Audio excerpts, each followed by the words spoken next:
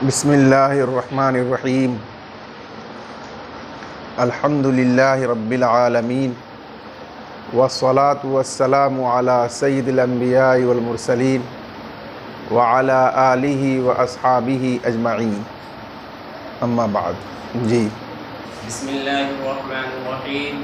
बाबु खियारिल ऐब। बस ख़ियार ऐब के अहकाम व मसाइल का बयान। ख़ियार ऐब में हुक्म की इजाफ़त उसके सबब की तरफ की गई है, क्योंकि ये ख़ियार बै में ऐब की वजह से ही साबित होता है और ख़ियार ऐब बै के लुज़ूम को मानिअ होता है। यानी ख़ियार ऐब के साथ अक़्द ताम हो जाता है और उसका हुक्म भी साबित हो जाता है, लेकिन वो अक़्द लाज़िम नहीं होता। इसलिए ख़ियार ऐब लुज़ूम अक़्द को मानिअ होता है, लुज़ूम हुक्म को मानिअ होता है। उसके बाद ऐब की तारीफ़ ज़हन नशी करना चाहिए। हालांकि आगे ख़ुद मतन में वो तारीफ़ आ रही है, लेकिन यहाँ ऐब की मुख्तसर तारीफ़ को ज़हन में रख लेना चाहिए। किसी भी चीज़ की असल फ़ितरत जिस कमी बेशी से खाली होती है, वो कमी बेशी जब उस चीज़ में पैदा हो जाए और उसकी वजह से उस चीज़ की कीमत ताजिरों के नज़दीक कम हो जाए, तो वो कमी बेशी ऐब कहलाती है।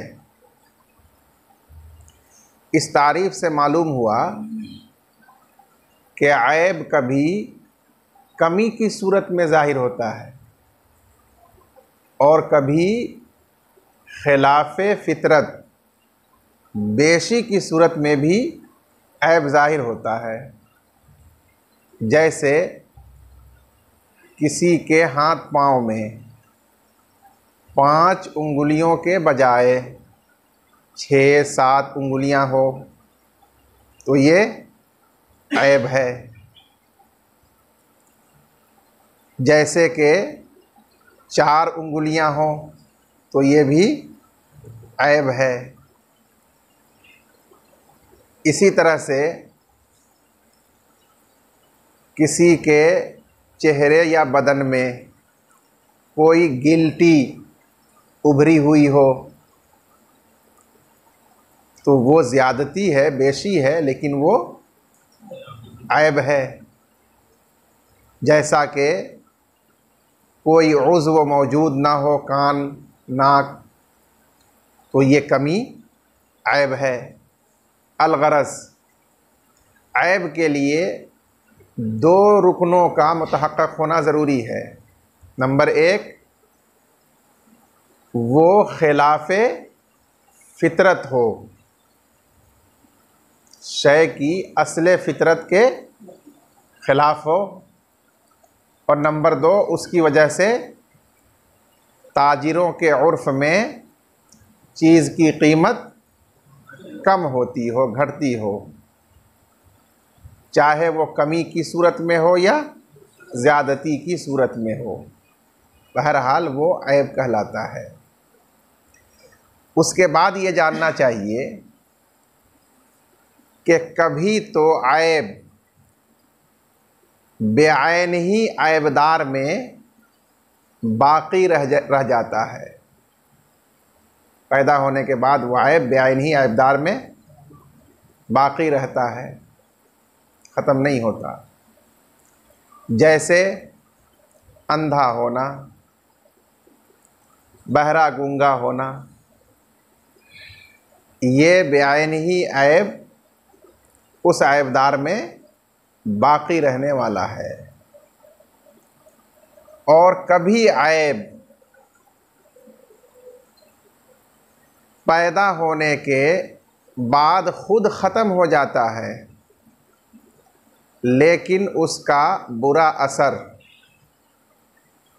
वो बाकी रहता है, बस वो अपने असर के ज़िम्न में बाकी समझा जाता है। जैसे ज़िना और बदकारी,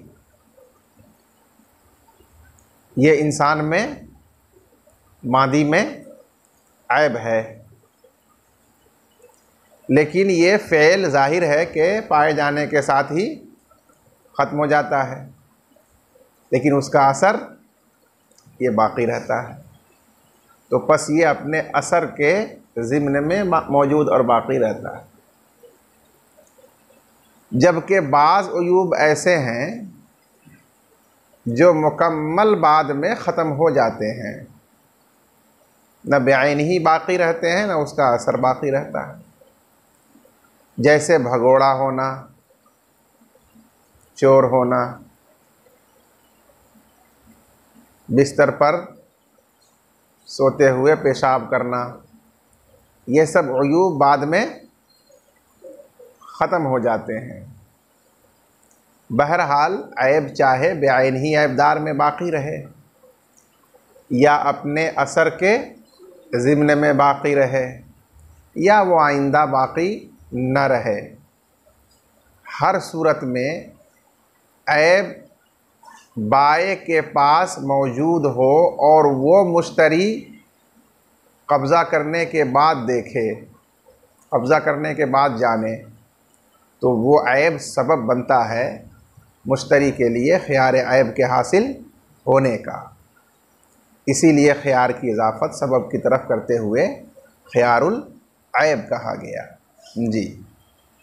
وإذا اطلع المشتري على عيب في المبيع فهو بالخيار إن شاء أخذه بجميع الثمن وإن شاء رده، لأن مطلق العقد يقتضي وصف السلامة، فعند فواته يتخير كي لا يتضرر بلزوم ما لا يرضى به، وليس له أن يمسكه ويأخذ النقصان، لأن الأوصاف لا يقابلها شيء من الثمن في مجرد العقد، ولأنه لم يرض بزواله عن ملكه بأقل من المسمى فيتضرر به، ودفع الضرر عن المشتري ممكن بالرد بدون التضرر، والمراد به عيب كان عند البائع ولم يره المشتري عند البيع ولا عند القبض، لأن ذلك رضاه به. बस मसला इबारत के तर्जमे से ही वाज़े होगा। व इज़ा तलाल मुश्तरी अला ऐबिन फिल मबीअ, और जब मुश्तरी ख़रीदार मबी में मौजूद ऐब पर मुत्तला हो जाए, दरा हाले के वो ऐब बाए के पास से मौजूद हो और बाए ने बेचते वक्त हर ऐब से बराअत की शर्त नहीं लगाई हो, मुतलक अक़्द किया हो,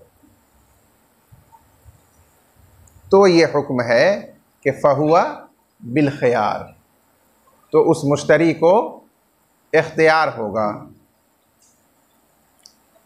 क्योंकि अगर वो ऐब बाए के पास से मौजूद ना हो बल्कि कब्ज़ा के बाद वो हादिस हुआ, पैदा हुआ, तो उसकी वजह से ख़ियार ऐब नहीं होगा। या बाए ने बै के वक्त शर्त लगा दी हो कि मैं इसमें हर ऐब से बरी हूँ, और उस शर्त के साथ मुश्तरी ने ख़रीदा हो तो भी ऐब पर मुत्तला होने से ख़ियार ऐब नहीं मिलेगा। इंशा अख़ज़हु बेजमीई समनी व इंशा रद्दहु, अगर वो चाहे तो उस मबी को पूरे समन के एवज़ में ले ले चश्म पोशी करते हुए, व इंशा रद्दहु, और अगर वो चाहे तो उस मबी को बाए की तरफ वापस कर दे और उसका समन अदा कर दिया हो तो वो उसूल कर ले। लिअन्न मुतलक़ल अक़दी यक़्तज़ी वस्फ़ सलामा, इसलिए कि मुतलक़ अक़द जिसमें ऐब से बरात की शर्त नहीं लगाई गई, वो मुतलक़ अक़द तक़ाज़ा करता है मबी में वस्फ़ सलामती का, कि मबी हर ऐब से सही सालिम हो। फ़इंद फ़वातिही यतख़य्यरु, पस वस्फ़ सलामती के फ़ौत होने के वक्त यानी ऐबदार होने के वक्त मुश्तरी को इख्तियार हासिल होगा। कई ला यतज़र्रर बेलुज़ूम माला यर्ज़ा बिही, ताकि उसको नुक़सान लाहिक़ न हो ऐसे ऐब के लुज़ूम से जिस पर वो राज़ी नहीं था। अगर हम उसको इख्तियार न दें तो उसके ऊपर ऐसा ऐब थोपना होगा जिस पर वो राज़ी नहीं हुआ था, और ये उसकी रज़ामंदी के बग़ैर बै करना होगा। हालांकि आप जानते हैं कि रज़ामंदी के बग़ैर बै नहीं हो सकती, उस पर कोई चीज़ थोपी नहीं जा सकती। इसलिए उसे इख्तियार दिया जाएगा कि अगर वो राज़ी हो इस ऐब पर तो फ़बिहा, और अगर वो इस पर राज़ी नहीं है तो मुस्तरद कर दे अक़द को। जबरन किसी पर शरअन कोई चीज़ थोपी नहीं जा सकती। वलैस लहू अन युमसिकहु व यअख़ुज़न नुक़साना, जुमहूर फ़ुक़हा के नज़दीक मुश्तरी के लिए ये जायज़ नहीं है कि मबी को रख ले और ऐब के नुक़सान का बदल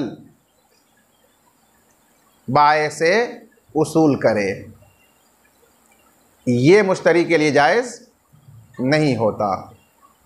हज़रत इमाम अहमद इब्न हम्बल रहमतुल्लाह अलैह के नज़दीक ये जायज़ है, लेकिन जुमहूर फ़ुक़हा के नज़दीक ये जायज़ नहीं है। लिअन्नल औसाफ़ ला युक़ाबिलुहा शैउम मिनस समनी फ़ी मुजर्रदिल अक़दी, इसलिए कि औसाफ़ के बदले में मुकाबले में समन का कोई हिस्सा नहीं होता, और ऐब भी एक वस्फ़ ही है जो उसमें पैदा हो गया है कमी या ज़्यादती की सूरत में। तो लिहाजा उसके बदले और मुकाबले में समन में से कुछ कम नहीं किया जा सकता, और उस नुक़सान का बदला समन में से उसूल नहीं किया जा सकता। समन तो असले मबी का एवज़ है, और असले मबी बहरहाल वो ले रहा है, तो फिर पूरा समन उसका देना होगा। नुक़सान का बदल उस समन में से हासिल नहीं कर सकता, बाए से नहीं ले सकता। फ़ी मुजर्रदिल अक़द, मुजर्रद अक़द में यानी ऐसे अक़द में जिसमें तलफ़ करना या ऐबदार होना मबी का मौजूद ना हो मुश्तरी के पास, क्योंकि अगर बै के बाद बाए ने मबी में कोई चीज़ कोई जुज़ उसका तलफ़ कर दिया, ऐब पैदा कर दिया क़स्दन, या मुश्तरी के कब्ज़ा करने के बाद उसमें कोई ऐब नया पैदा हो गया, तो इन सूरतों में ये जायज़ होता है कि अब ऐब का नुक़सान वो उसूल बाए से कर ले, क्योंकि ये पीछे आ चुका है कि औसाफ जब तलफ़ करने या ऐबदार होने की वजह से मकसूद हो जाएं तो उन अवसाफ के मुकाबले में समन का हिस्सा होता है, और फिर उन अवसाफ के बदले में समन के एक हिस्से को वापस लेने का हक बन जाता है। ये बात पीछे तफसील से गुज़र चुकी है। तो उसी तरह यहाँ भी होगा कि महज अक़्द में अवसाफ के बदले और मुकाबले में समन का कोई हिस्सा नहीं होता, लेकिन अगर बाए मबी में कोई नुकसान और ऐब कसदन पैदा कर दे, कब्ज़ा देने से पहले, बै करने के बाद, या मुश्तरी के पास आने के बाद कोई नया ऐब उसमें पैदा हो जाए, तो अब इन सूरतों में मुश्तरी को हक़ होता है कि ऐब के नुकसान का एवज़ वो बाए से वसूल करे। लेकिन जब तक इन दोनों बातों में से कोई बात नहीं होगी, मुजर्रद अक़्द कहलाएगा। मुजर्रद अक़्द में औसाफ के बदले में मुकाबले में समन का कोई हिस्सा नहीं होता। इसीलिए अगर वस्फ़ फौत हो गया यानी ऐब हो गया तो उसकी वजह से समन का कोई हिस्सा वो वापस नहीं ले सकेगा। ये एक दलील है। वलिअन्नहु लम यर्ज़ बिज़वालिही अन मिल्किही बिअक़ल्ल मिनल मुसम्मा, ये दूसरी दलील है समन कम न करने की। मुश्तरी के पास अगर मुश्तरी खुद तलब कर दे अपने इख्तियार से, तो फिर उसके एवज में वो समन कैसे लेगा? मुश्तरी ने तलब नहीं किया। मैंने ये कहा कि बाए ने बेचने के बाद, कब्ज़ा दिलाने से पहले मबी में कोई ऐब पैदा कर दिया, कुछ नक्स कर दिया। अब वहाँ मुश्तरी उसको लेना चाह रहा है तो वो लेगा, और जो ऐब कसदन वस्फ़ को तलफ़ करके पैदा किया है बाए ने, उसका हर्जाना उससे वसूल करेगा, क्योंकि अब ये मकसूद हो गया बिल इतलाफ़, और वस्फ़ जब बिल इतलाफ़ मकसूद हो जाए तो उसका एवज़ लिया जा सकता है। और दूसरी सूरत हमने ये बताई कि मुश्तरी के कब्ज़ा करने के बाद उसमें कोई नया ऐब पैदा हो गया जिसकी वजह से अब रद्द करना मुताज़्ज़र हो गया। ज़ाहिर है इस नए ऐब के साथ तो बाए उसको वापस नहीं लेगा, तो उस सूरत में जो कदीम उसमें ऐब था बाए के पास से, उसका हर्जाना वो मुश्तरी उससे ले सकता है, उसका मुआवज़ा ले सकता है, क्योंकि अब वो उसे रद्द नहीं कर सकता। ये मैंने बताया। मैंने ये नहीं बताया कि मुश्तरी तलफ़ कर दे मबी को तो वो ऐब का एवज़ लेगा, ये मैंने नहीं कहा। मैंने ये कहा कि मुश्तरी के पास नया ऐब पैदा हो जाए जिसकी वजह से वो अब वापस नहीं कर सकता, तो जो पुराना ऐब बाए के पास से उसके पास आया था उसका नुकसान अब ये वसूल कर सकता है बाए से। उस वक्त वस्फ़ के मुकाबले में समन का हिस्सा हुआ करता है, ताकि इस मुश्तरी को ज़रर लाजिम ना आए, उस ज़रर की तलाफ़ी बक़दरे इम्कान हो जाए। इसलिए बात समझ में आई आपको अभी या नहीं आई? आ गई अल्हम्दुलिल्लाह। दूसरी दलील का हासिल ये है कि बाए इस मबी के अपनी मिल्कियत से निकलने पर मुकर्ररा समन से कम के एवज़ में राज़ी नहीं हुआ है। वो राज़ी हुआ है मुकर्ररा समन के एवज़ इस मबी के अपनी मिल्क से निकलने पर, कि मैं अपनी मिल्क से निकाल कर इस मबी को तुम्हारे मिल्क में दूंगा इस मुकर्ररा समन के एवज़ में, उससे कम पर वो राज़ी नहीं है, खाह वो सही सालिम हो या ऐबदार हो, इससे क़त्ए नज़र। अब अगर वहाँ ऐब के नुकसान को समन में से कम किया जाए तो इस सूरत में बाए को ऐसा ज़रर होगा जिस पर वो राज़ी नहीं है, क्योंकि कम समन पर वो राज़ी नहीं है। बस बाए से इस ज़रर को दूर करने के लिए ज़रूरी होगा कि अगर उस मबी को उसकी मिल्क से निकाल कर मुश्तरी अपनी मिल्क में दाखिल कर रहा है, ले रहा है, तो जिस समन पर वो राज़ी है, मुकर्ररा समन, वो पूरा समन उसको अदा करे। उससे कम पर वो राज़ी नहीं है, इसलिए उसमें से कम नहीं किया जा सकता ऐब की वजह से। यह है दूसरी दलील। लिअन्नल औसाफ़ा ला युक़ाबिलुहा शैउम मिनस्समनी फ़ी मुजर्रदिल अक़दी, ये पहली दलील हुई। वलिअन्नहु लम यर्ज़ बिज़वालिही अन मिल्किही बिअक़ल्ल मिनल मुसम्मा, और इसलिए कि बाए मबी के अपनी मिल्कियत से ज़ायल होने पर राज़ी नहीं हुआ मुक़र्ररा समन से कम के एवज़, फ़यतज़र्ररु बिही, पस वो बाए नुकसान में मुब्तला हो जाएगा, बिही, कम समन की वजह से। इसलिए समन में ऐब के बदले कुछ कम नहीं किया जाएगा ताकि उसको ज़रर से बचाया जाए। अब इस पर दूसरी दलील पर एक एतराज़ हुआ कि हज़रत पूरा समन के एवज़ अगर मुश्तरी ले तो इसमें मुश्तरी का तो नुकसान होगा। ठीक है, बाए का नुकसान नहीं हुआ, उसका पूरा समन उसे मिल गया, लेकिन अब मुश्तरी का तो नुकसान होगा क्योंकि उसने सही सालिम इस पूरे समन में ख़रीदा है। ऐबदार पूरे समन में लेने पर वो भी राज़ी नहीं है, यरहमुकल्लाह। तो उसका जवाब दिया कि इसीलिए तो हमने ख़ियार ऐब दिया उसको कि अगर वो राज़ी नहीं है इस पर तो ख़ियार ऐब इस्तेमाल करते हुए पूरे मबी को वापस कर दे, ज़रर दूर करे अपना।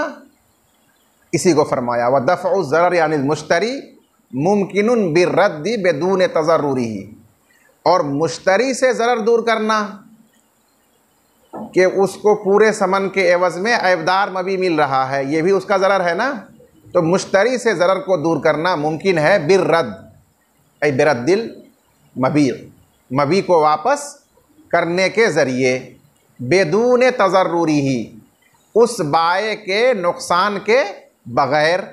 इस वापस करने में उसका कोई नुकसान भी नहीं है क्योंकि जो मबी उसने दिया था वो मबी जैसा भी था वैसा उसको फेर दिया गया, उसका कोई नुकसान नहीं है। और मुश्तरी का जो नुकसान हो रहा था कि सही सालिम के बजाय पूरे समन में इसको ऐबदार मिल रहा था, वो नुकसान इसका दूर हो गया जब वापस कर दिया, अपना पूरा समन ले लिया।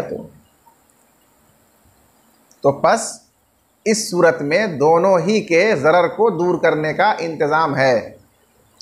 बाए का ज़रर भी दूर होगा कि कम समन पर राज़ी नहीं है तो ज़बरदस्ती उसको कम समन नहीं दिया जाएगा, और मुश्तरी का भी ज़रर दूर होगा कि वह ऐबदार पर राज़ी नहीं है तो उसको वापस कर देगा। ये हुआ मसला। वल मुरादु बिही आइबुन कान इंदल बाए, मतन में अला आइबिन जो आया हुआ है तो उससे मुराद वो ऐब है जो बाए के पास मौजूद था, ज़ाहिर है उसी की वजह से ख़ियार ऐब मुश्तरी को मिलेगा। जो नया ऐब मुश्तरी के पास कब्ज़ा के बाद हुआ उसका ज़िम्मेदार तो मुश्तरी है, उसकी वजह से ख़ियार ऐब नहीं मिलेगा। और इससे मुराद वो ऐब है जो बाए के पास मौजूद था और मुश्तरी ने उसको नहीं देखा बै के वक्त, यानी ख़रीदने के वक्त, और ना मबी पर कब्ज़ा करने के वक्त। क्यों? इसलिए कि अगर उसने देख लिया बै के वक्त या कब्ज़ा करने के वक्त, उसके बावजूद भी उस पर कब्ज़ा किया, तो ये दलालतन बै के ऊपर राज़ी हो जाना होगा। और बै पर एक मर्तबा भी मुश्तरी की रज़ामंदी ज़ाहिर हो जाए, चाहे सराहतन या दलालतन, तो उससे ख़ियार ऐब साक़ित हो जाता है। इसलिए कि ये देख लेना, उस पर राज़ी हो जाना है दलालतन। अगर ये देख लिया होता तो फिर ख़ियार ऐब नहीं मिलता उसको। जी।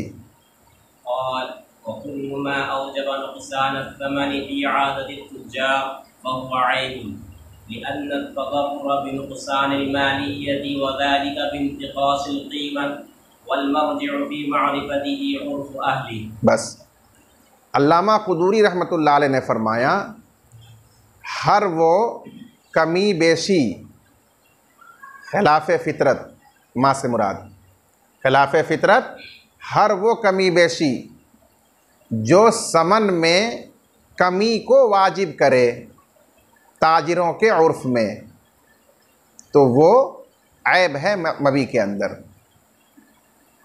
क्यों ऐब है? लिअन्न तज़र्रुर बेनुक़सानिल मालियती, क्योंकि ज़रर लाहिक होता है मालियत के कम होने से। और ये कैसे मालूम हो कि इसकी मालियत कम है?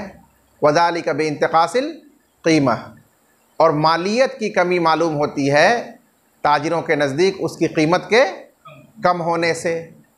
तो नतीजा क्या निकला कि ज़रर मुश्तरी को लाहिक होता है कीमत के कम होने से।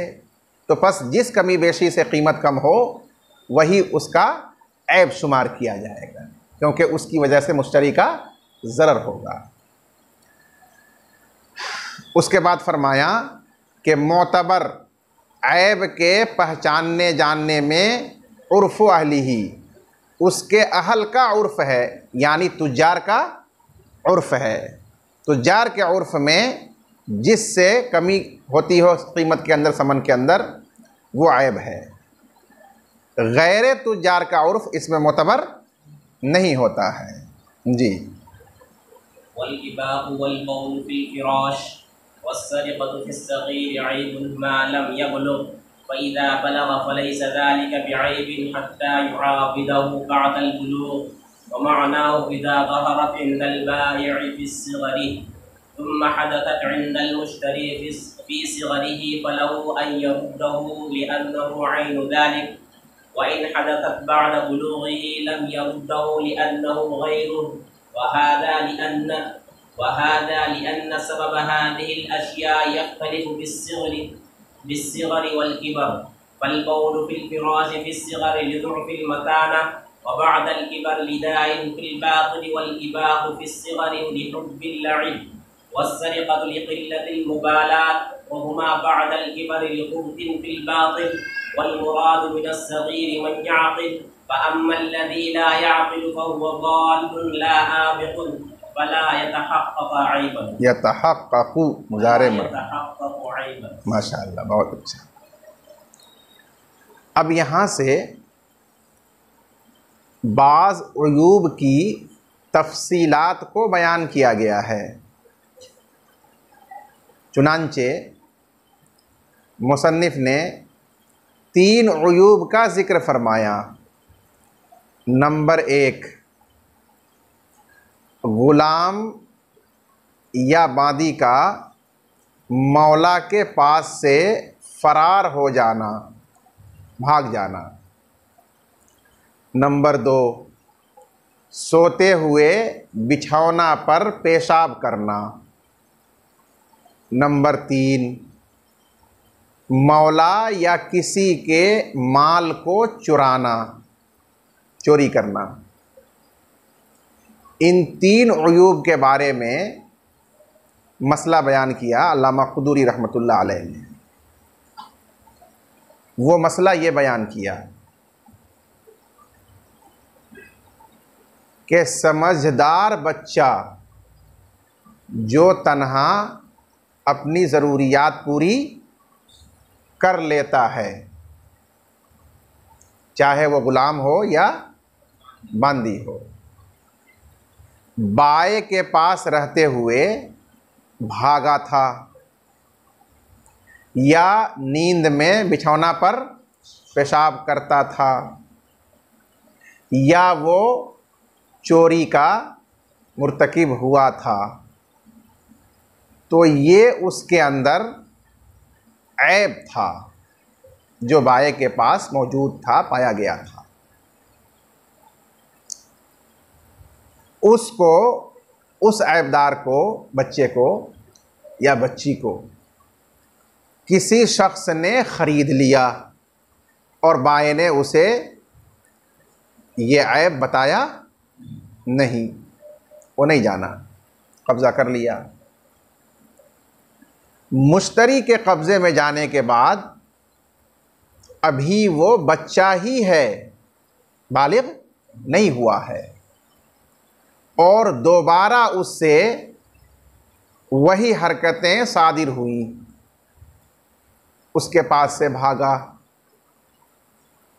बिछौना पर सोते हुए पेशाब किया या चोरी की। अब मुश्तरी ने तहकीकात की तो पता चला कि बाए के पास भी ये हरकतें इसने की थीं। तो बचपन में बाए के पास की थीं ये हरकतें, और फिर बचपन ही में मुश्तरी के पास भी उसने दोहरा दिया, तो सबब इन हरकतों का एक ही है। भागने का सबब खेल कूद की दिलचस्पी बचपन में, इसलिए वहाँ भी भागा, इसीलिए यहाँ से भी भागा, सबब एक है। बिस्तर पर पेशाब करने का सबब मसाना की कमज़ोरी, बचपन में मसाना कमज़ोर होता है बच्चे का, फिर रफ्ता रफ्ता वो पुख्ता होता है। यही सबब उसके पास भी, यही सबब इसके पास भी, क्योंकि अभी बच्चा ही है। चोरी का सबब लापरवाही, उसके अंजाम से गफलत, इसी वजह से चुराया उसके पास भी, और बच्चा ही है तो वही वजह है जिसकी वजह से यहाँ भी फिर चुराया। और ये उसूल आप जानते हैं कि सबब का एक होना उस पर मुरत्तब होने वाले मुसब्बब और नतीजा के एक होने पर दलालत करता है। तो जब दोनों हालतों का सबब एक ही है तो जाहिर हो गया कि ये चुराना या पेशाब करना या भागना बेआइन ही वही है जो बाए के पास मौजूद हुआ था, पाया गया था। लिहाजा अब उसे मुश्तरी को ख़ियार आयब हासिल होगा, चाहे तो पूरे समन के एवज़ में रख ले और न ख़ियार ऐब इस्तेमाल करते हुए उसको वापस कर दे। इस मसले से मालूम यह हुआ कि ये तीनों अयूब बचपन में बाए के पास पाए गए हों तो बचपन ही में ये ऐब हैं मुश्तरी के पास। अब दूसरी सूरत, मुश्तरी के कब्ज़े में वो बच्चा बालिग हो गया या बच्ची बालिग हो गई। अब बालिग हो जाने के बाद वो उसके पास से भागा, या बालिग हो जाने के बाद बिछौना पर सोते हुए पेशाब किया, या बालिग हो जाने के बाद उसने चोरी की। तो अब ये तीनों अयूब जदीद हैं जो नए सबब से मुश्तरी के पास पाए गए हैं। बाए के पास जो पाए गए थे बचपन में वो ये नहीं हैं, क्योंकि सबब दोनों के मुख्तलिफ हैं। जैसा कि अभी आपने सुना कि बाए के पास सबब भागने का, खेल की रग़बत, पेशाब करने का सबब मसाने की कमज़ोरी, चोरी का सबब लापरवाही, लेकिन बड़ा होने के बाद भागने का सबब तमर्रुद और सरकशी, सोते हुए बिछौना पर पेशाब करने का सबब अंदरूनी कोई बीमारी,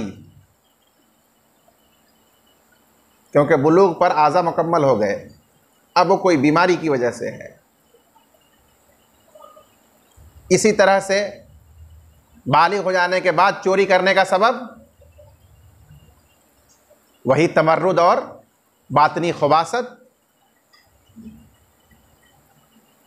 तो जब सबब सेग़र और किब्र में इन हरकतों का अलग अलग है तो उस सबब से पाया जाने वाला फ़ेल मुसब्बब ये भी मुख्तलिफ और अलग अलग होगा हुक्म में।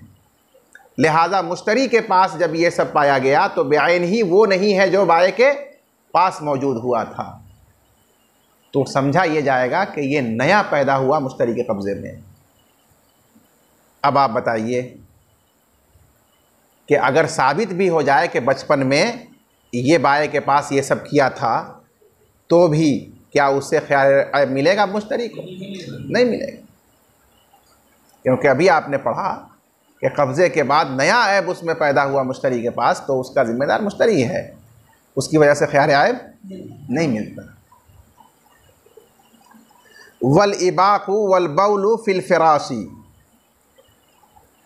और मौला के पास से ग़ुलाम का फ़रार होना, बिस्तर पर नींद में पेशाब करना और चोरी करना किसी के भी माल से। फिस सगीरी ऐबुन, नाबालिग बच्चे में या बच्ची में ऐब है, मालम यबलुग, जब तक वो बालिग ना हो जाए।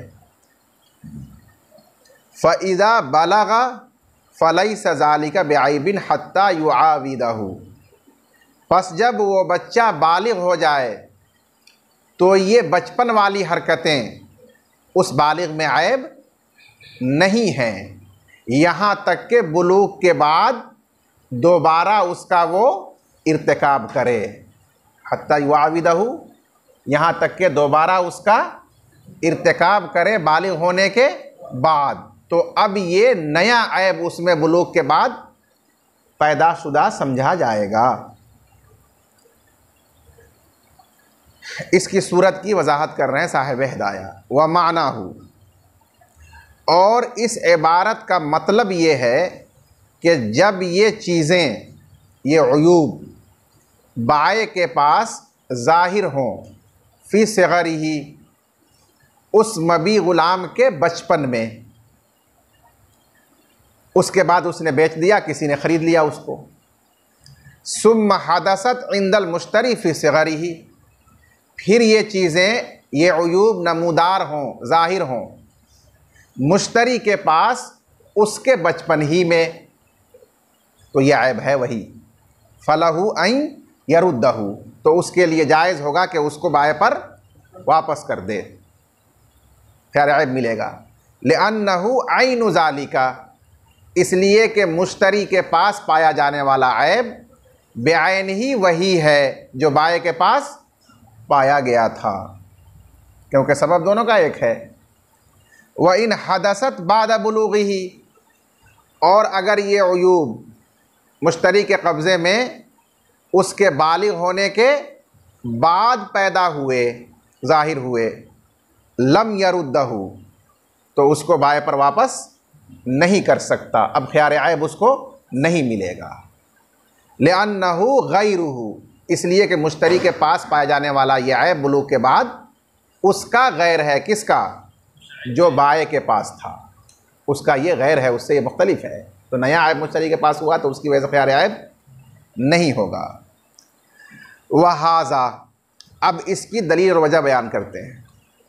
वहाज़ा लिअन्न सबब हाज़िहिल अशियाई यख्तलिफ़ु बिस्सिग़्रि वल किब्री, और ये फ़र्क इसलिए है कि इन उयूब का सबब, अशिया से मुराद उयूब मज़कूरा, इन चीज़ों का यानी इन मज़कूरा उयूब का सबब मुख्तलिफ होता है बचपन में और बड़े होने पर।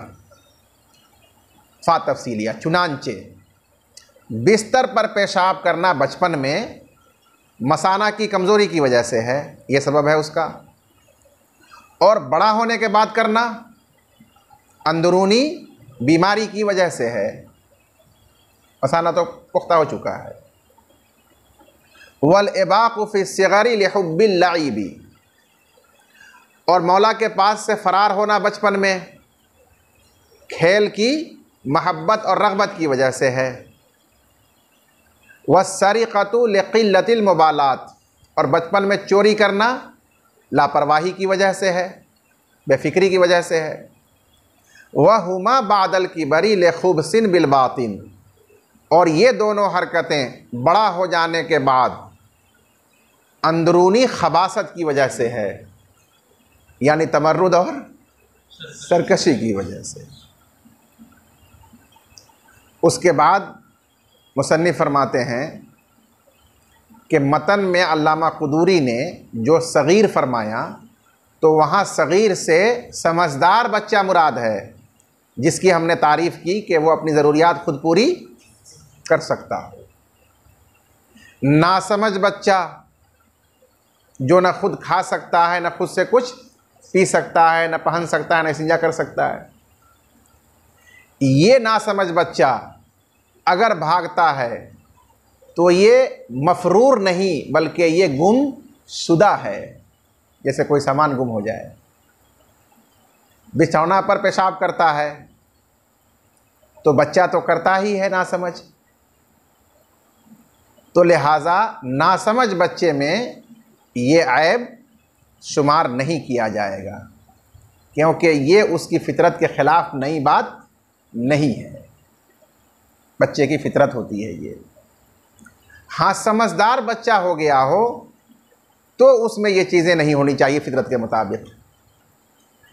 अगर अब भी हो रही है तो ये चीज़ें अब खिलाफ फितरत है, इसलिए अब इसको कहा जाएगा कि ये ऐब है। वल मुरादु मिन अस्सगीरी मन याक़िलु, और बच्चे से मतन में मुराद अक्लमंद समझदार बच्चा है जो अपनी ज़रूरियात पूरी कर सके। फ़अम्मल लज़ी ला याक़िलु, रहा वो बच्चा जो समझता नहीं है, नासमझ नाबोध बच्चा है, फ़हुव ज़ाल्लुन, तो वो गुमशुदा है, लिहाजा उसमें मौला के पास से निकल जाना ये इबाक और ऐब नहीं होगा। फ़ला यतहक़्क़ु ऐबन, पस मौला के पास से निकल जाना ऐब के तौर पर मुतहक़्क़ नहीं होगा। ऐसे ही बिछौना पर पेशाब करना भी, चोरी को तो वो जानता ही नहीं है, वो लेना समझा जाएगा, खेलने के लिए उठा लेना समझा जाएगा, ये तीनों चीज़ें ऐब नहीं होंगी। जी।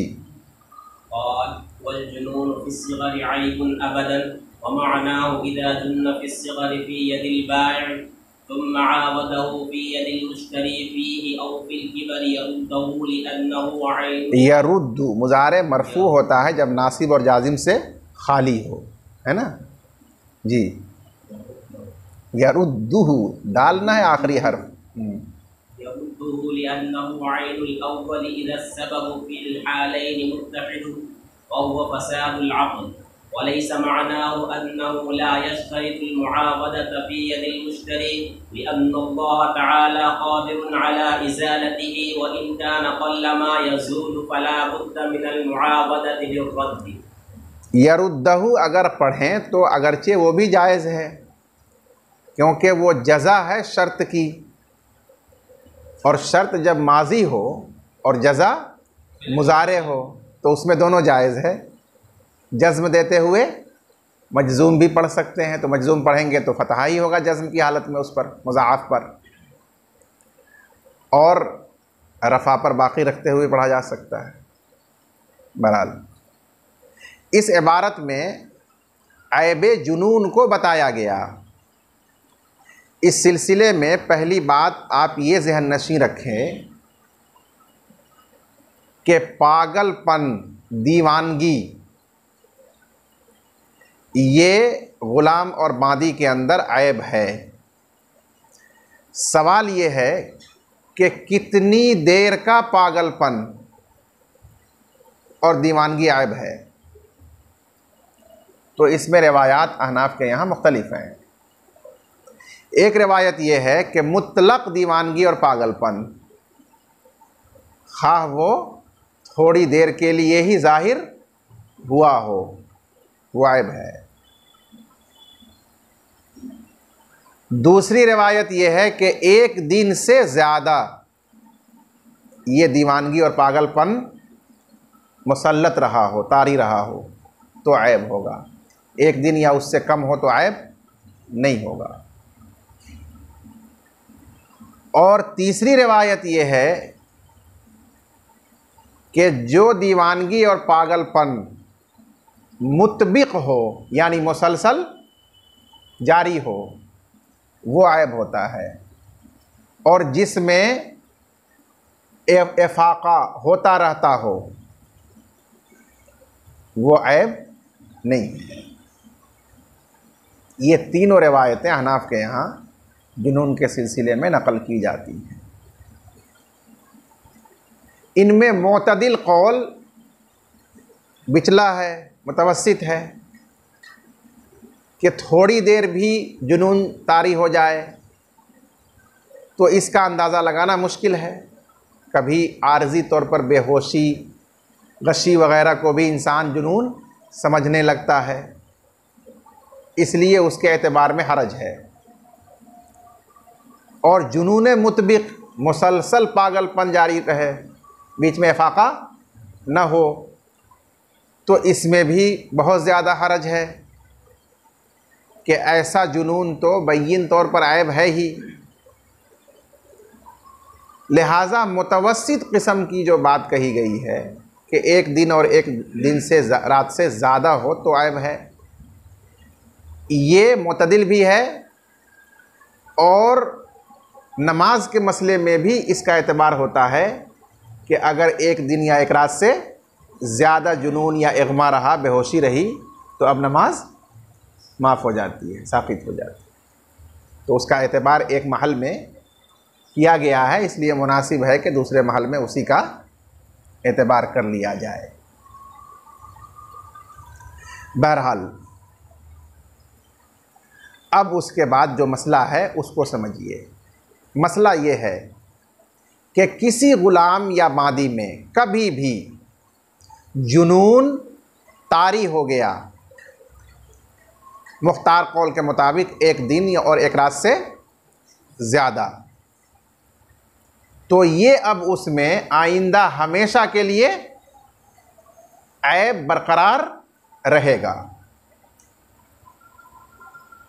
खा बचपन में बाय के पास हुआ हो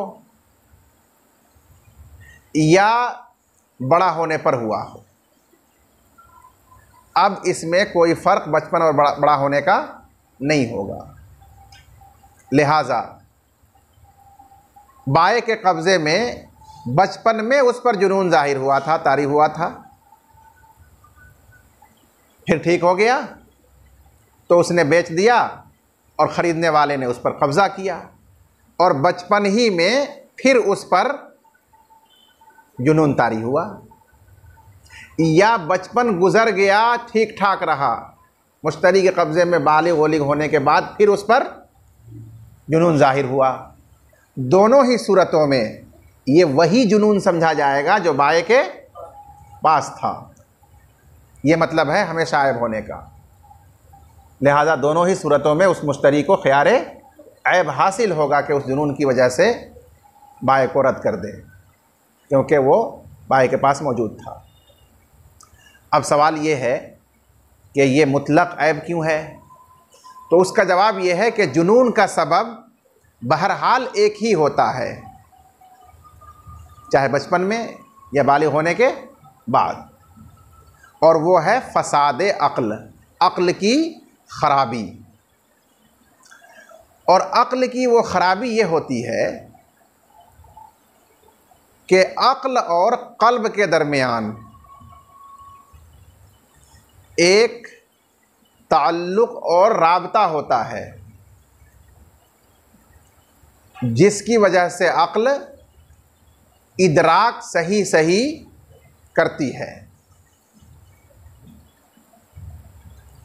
और जब वो राब्ता मुनक़ते हो जाए, जिसकी सूरत ये होती है कि ये दिमाग खुश्क होने लगे, तो क़ल्ब से उसका राब्ता मुनक़ते हो रहा है, कमज़ोर हो रहा। अब अक्ल अपना काम करना छोड़ती है।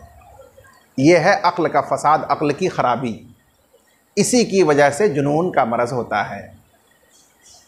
ये सबब बचपन में भी है और यही सबब बड़ा होने पर भी है। तो सबब इसका बचपन में और बड़ा होने पर एक ही है, इसलिए उस पर हासिल होने वाला नतीजा और मरज़ मुसब्बब वो भी हर हाल में एक ही रहेगा। तो बचपन में वो ज़ाहिर हो जाए मुश्तरी के पास या बड़ा होने के बाद वो ज़ाहिर हो जाए, हर हाल में समझा जाएगा कि ये वही है जो बाय के पास मौजूद था, क्योंकि सबब एक ही है। लिहाजा उसको ख़ियार ऐब हासिल होगा। जमहूर फ़ुक़हा का यही कौल है। बाज़ मशाइख़ ने इस मसले में ये फरमाया कि ये हमेशा ऐब है जुनून। इसका मतलब ये है कि मुश्तरी के कब्ज़े में जाने के बाद उस पर जुनून ज़ाहिर होने की कोई शर्त नहीं है। मुश्तरी को सिर्फ मालूम हो गया कि ये बाय के पास पागल हुआ था, तो वो ऐबदार करार दे दिया जाएगा और उसी की वजह से उसको ख़ियार ऐब हासिल हो जाएगा। ये मतलब मुराद लिया हमेशा ऐब होने का। उसके पास जुनून ज़ाहिर हो और मजनूनाना हरकतें वो करे, ये कोई ज़रूरी नहीं है। बाद मशाइख ने ये फरमाया, लेकिन बाद मशाइख का ये कौल सही नहीं है, इसलिए कि मुश्तरी को ख़ियार ऐब उसी वक्त मिलता है जब वो अपने पास ऐब को पाए, ऐब पर मुत्तला हो। जब उसके पास जुनून ज़ाहिर होगा, जुनून की हरकतें सामने आएंगी, तब वो मबी के अंदर ऐब पाया। अब उस सबब से, ऐब से उसको ख़ियार ऐब मिलेगा। और अगर उसके पास कोई जुनून उसकी तरफ से ज़ाहिर नहीं हुआ तो अल्लाह कादिर है जुनून को ख़त्म कर देने पर। जुनून कोई ऐसा ऐब नहीं है जो क़यामत तक हमेशा क्या रहेगा, उसमें बाकी ही रहेगा। अगरचे जुनून बहुत कम ज़ाइल होता है, ख़त्म होता है, लेकिन अल्लाह की कुदरत में ये बईद नहीं है, ख़त्म हो भी सकता है। और ये वाक़या भी है कि बाद लोगों का जुनून बिल्कुल या ख़त्म हो जाता है। इसलिए हम ये समझ सकते हैं कि बाय के पास जुनून था लेकिन मुश्तरी के पास वो ख़त्म हो गया, तो ये ऐबदार कहाँ पाया उसको, इसलिए ख़ियार ऐब नहीं मिलेगा।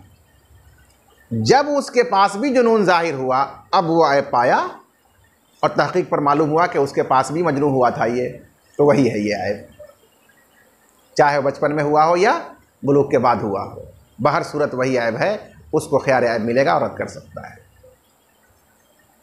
तो ऐबुन अबदा का सही मतलब क्या हुआ कि ये बचपन में भी और बुलूग के बाद भी हर हाल में ऐब है, ये मतलब है। लिहाजा हर हाल में मुश्तरी को ख़ियार ऐब मिलेगा। ये मतलब नहीं है कि मुश्तरी के पास जुनून ज़ाहिर हुए बग़ैर सिर्फ़ इत्तला और जानकारी मिल जाए तो उसको ख़ियार ऐब मिल जाएगा, ये मतलब नहीं है, जैसा कि बाद मशाइख ने लिया। ठीक है ना? क्यों ये मतलब नहीं है? क्योंकि अल्लाह कादिर है उसके जुनून के ख़त्म कर देने पर।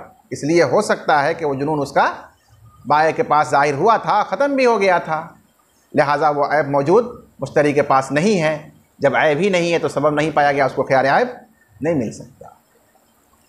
वल जुनून फ़ी सिग़री ऐबुन अबदा, और पागलपन बचपन में, यानी वो पागलपन जो बाय के पास बचपन में ज़ाहिर हुआ था, हमेशा ऐब है, यानी बचपन में भी और बालिग होने के बाद भी। ये मतलब है, बशर्ते कि वो फिर से ज़ाहिर हो जाए।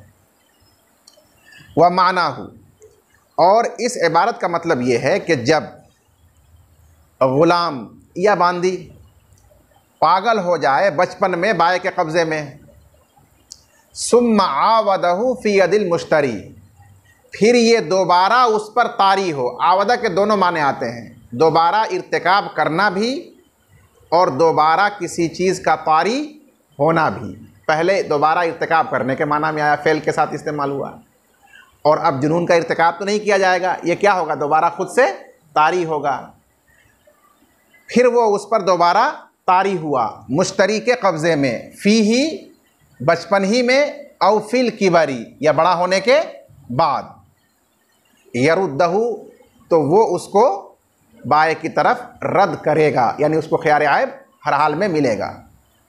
लिअन्नहु आइनुल अव्वल, इसलिए कि ये मुश्तरी के पास मौजूद जुनून बेआइन ही पहला जुनून है।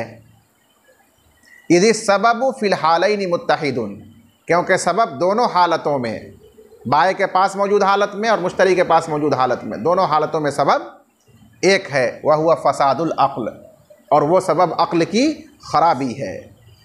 वलैस मानाहु अन्नहु ला युश्तरतुल मुआवदतु फ़ी यदिल मुश्तरी, और इस इबारत का मतलब ये नहीं है कि दोबारा जुनून का तारी होना मुश्तरी के कब्ज़े में शर्त नहीं है, बल्कि सिर्फ जानकारी मिल जाए तो उसको वापस कर सकता है। ये मतलब अब ऐबुन अवदा का नहीं है, जैसा कि बाद मशाइख ने समझा है। क्यों? लिअन्न अल्लाह ताला कादिरुन अला इज़ालतिही, इसलिए कि अल्लाह ताला उस जुनून को ख़त्म कर देने पर कादिर है। तो जब तक वो दोबारा मुश्तरी के पास ज़ाहिर नहीं होगा तो कैसे मालूम होगा कि वह ऐब उसमें मौजूद है कि नहीं है। व इन कान क़ल्लमा यज़ूलु, अगरचे ये जुनून बहुत कम ख़त्म होता है लेकिन बहरहाल हो जाता है, अल्लाह की कुदरत से बाइद नहीं है। फ़ला बुद्द मिनल मुआवदति लिर्रद, लिहाजा उसका दोबारा तारी होना मुश्तरी के कब्ज़े में ज़रूरी है रद्द करने के लिए, तब वो ऐब ज़ाहिर होगा, ऐब साबित होगा और उसकी वजह से ख़ैर ऐब मिलेगा। ठीक है।